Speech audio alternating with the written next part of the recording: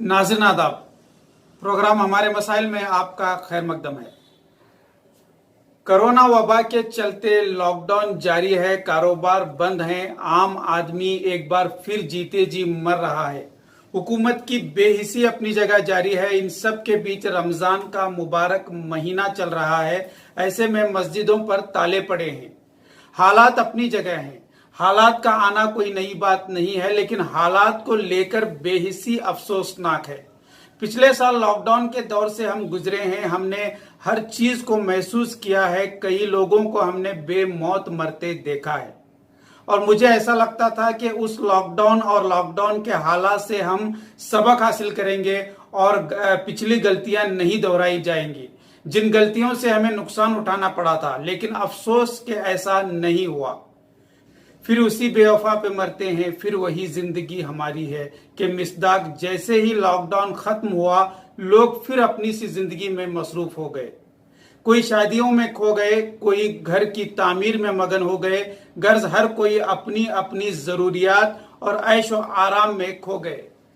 अफसोस के मस्जिदों के जिम्मेदार हजरात भी पहले से कामों में लग गए। लॉकडाउन को महज एक इत्तेफाक जानकर वो उसी पुरानी मस्जिद के निजाम में मगन रहे। शायद उन्हें ऐसा नहीं महसूस हुआ कि अल्लाह उनके इस सिस्टम से नाराज है, इसलिए मस्जिदों पर ताले लगाने जैसी नौबत आई है। उस वक्त अल्लाह की नाराजगी सबका सबसे बड़ी मिसाल खाने काबा का तवाफ का रुकना था। लेकिन हमारी बेहिसी की इंतहा हो चुकी है। हमने उस पर भी संजीदा होना मुनासिब नहीं समझा।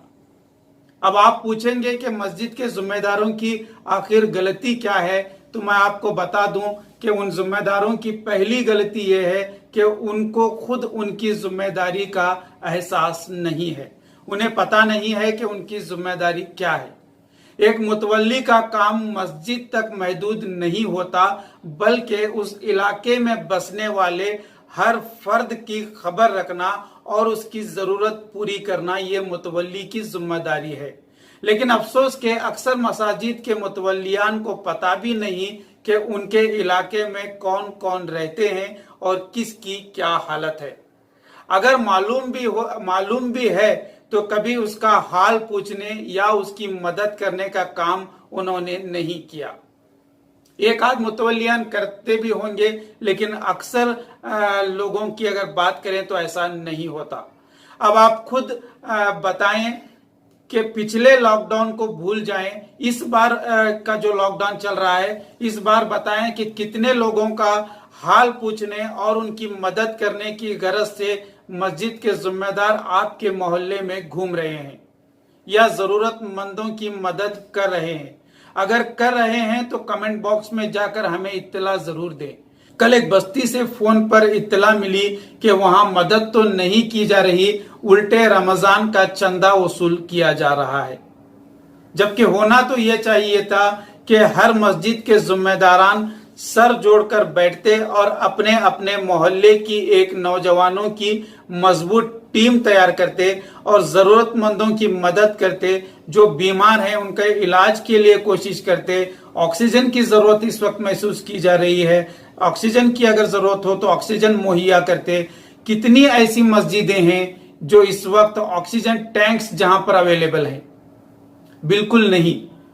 जितना फंड था हम मस्जिद गिराकर नई मस्जिद बनाने में खर्च कर दिए। मार्बल और एसी के लिए चंदे की नौबत आई है। कहां से ऐसे में ऑक्सीजन खरीद सकते हैं? बातें हमारी तल्ख जरूर हैं, मगर ये सच हैं। याद रखो, अब भी वक्त है खिदमत के लिए अपने अपने मोहल्लों की टीम तैयार करें, वरना कल को न अस्पताल में जगह मिलेगी, न ही डॉक्टर्स वक्त पर मिलेंगे। दूरअंदेशी से काम लें। किसी भी किस्म की खुशफहमी नुकसानदा हो सकती है। आखिर में एक अहम